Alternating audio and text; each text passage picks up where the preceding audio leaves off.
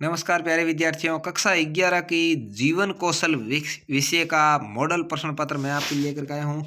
जीवन कौशल परीक्षा जो आपके 11वीं की होती है, उसके अंदर किस तरह के सवाल आपके आ सकते हैं और आप उसको आसानी से कैसे हल कर सकते हैं, तो वो आपको यहाँ पर देखने को मिलेंगे। अभी तक यदि आपने चैनल को सब्सक्राइब नहीं किया है तो ज़रूर कर लीजिए, क्योंकि आपको हर परीक्षा के यहाँ पर मॉडल प्रश्न पत्र वो मिलते हैं और बेस्ट से बेस्ट मिलते हैं। चलिए, इसका पहला सवाल, एक ऐसी मानसिक अवस्था जो थोड़ी हिचकिचाहट से लेकर तेज गुस्से एवं हिंसात्मक व्यवहार के रूप में व्यक्त हो सकती है, क्या है? भय है, क्रोध है, निराशा है या प्रसन्नता है? तो आपको पता होगा ये क्रोध है। थोड़ी थोड़ी चिड़चिड़ाहट से ज़्यादा बढ़ सकती है। हमारी दैनिक जीवन की आवश्यकताओं, हमारे सुखद भविष्य और स्वास्थ्य के प्रति चिंतातुर तथा समर्थित रहते हैं। कौन रहते हैं भाई? माता और पिता रहते हैं, और कोई नहीं रहता, आप ध्यान रखना। अगला है, निम्न में से संप्रेषण की प्रक्रिया का मूल तत्व क्या है? संचारक और संप्रेषक, प्राप्तकर्ता, संदेश या उपरोक्त सभी? तो यहाँ उपरोक्त सभी आपका सही आंसर होगा।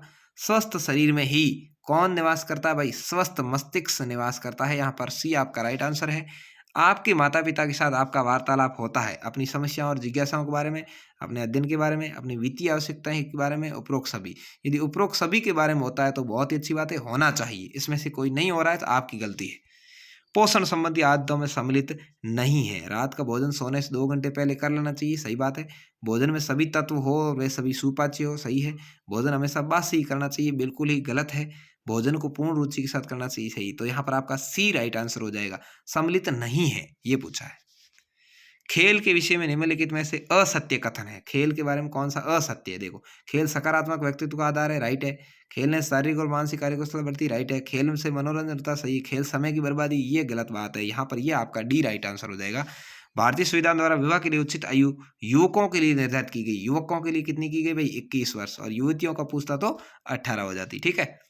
नशा करने वाले व्यक्ति में निम्न में से क्या लक्षण नहीं हो सकता? थकान महसूस होना होगा, चिड़चिड़ापन होगा, उल्टी होना, शरीर का मजबूत होना। शरीर मजबूत नहीं होगा नशा करने वाले का, यहाँ पर आपका बी राइट आंसर हो जाएगा।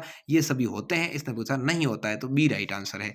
अगला है, संचार माध्यमों के प्रभाव होते हैं क्या? केवल सकारात्मक, केवल नकारात्मक, न तो नकारात्मक, नहीं सकारात्मक, सकारात्मक नकारात्मक, दोनों। दोनों होते हैं भाई, सकारात्मक भी होते हैं, नकारात्मक भी होते हैं, ठीक है। ये आपके हो गया। अब निम्न प्रश्नों का उत्तर हाँ या नहीं में देना है। अपने व्यक्तित्व के सही विकास के लिए स्वयं के बारे में जागरूक होना आवश्यक है। हाँ, इसका आपके हाँ हो जाएगा। क्या आधुनिक दिखने के लिए नशा करना जरूरी है? नहीं, कोई जरूरी नहीं है आधुनिक दिखने के लिए आप नशा करें। बिना नशे के आप आधुनिक दिख सकते हैं। अच्छे कपड़े पहनिए, अपने पास गाड़ी रखिए, ठीक है, जो आपके हो। नशा करना कोई जरूरी नहीं। बाल्यावस्था हमारी किशोरावस्था वृद्धावस्था को जोड़ने वाली कड़ी है? नहीं, किशोरावस्था है वो बाल्यावस्था और वृद्धावस्था को जोड़ने वाली कड़ी होती है, तो इसका भी आपका उत्तर हो जाएगा नहीं। अगला, स्वस्थ रहने के लिए योग अभ्यास जरूरी है? हाँ, स्वस्थ रहना है तो योग करना जरूरी है।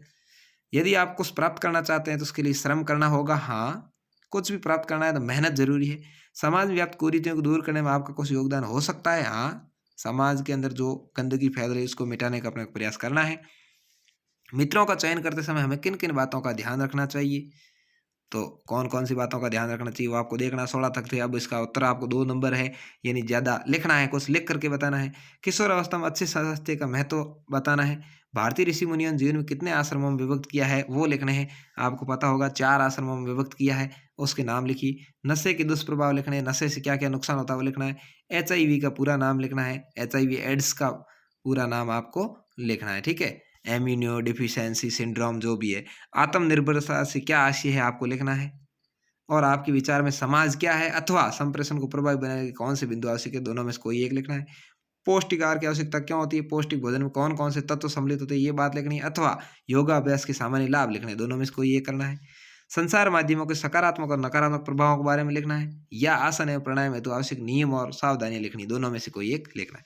तो ये आपके हो गया जो जीवन कौशल सब्जेक्ट है उसका पेपर। बहुत ही अच्छा पेपर आया है, आपको परीक्षा के अंदर बहुत ही महत्वपूर्ण ये रहेगा। और इसकी आपको तैयारी भी आपने कम की होगी। ये सब्जेक्ट अनिवार्य सब्जेक्ट है, इसलिए इसको ज़्यादा ध्यान नहीं देते हैं, तो ध्यान देना है और ज़्यादा से ज़्यादा इस पेपर को शेयर करना है और चैनल को सब्सक्राइब कर लेना है। धन्यवाद साथियों।